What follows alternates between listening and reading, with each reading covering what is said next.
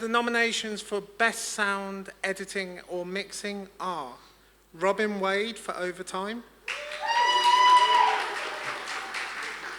Liam Banks for Run for Your Life,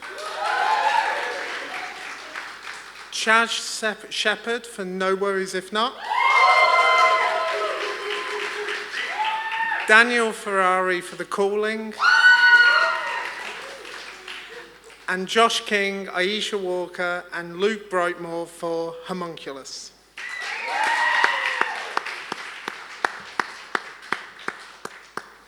Make sure it's the right side, I don't give everything away too much. And the winner is Best Sound for No Worries If Not.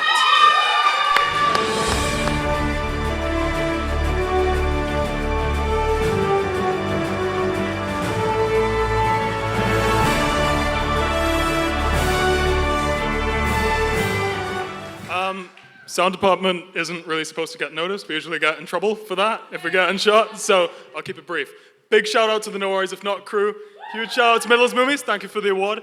And of course, please hire me. I have availability from the middle of next month, third week of next month. Hit me up at Sheppard on Instagram.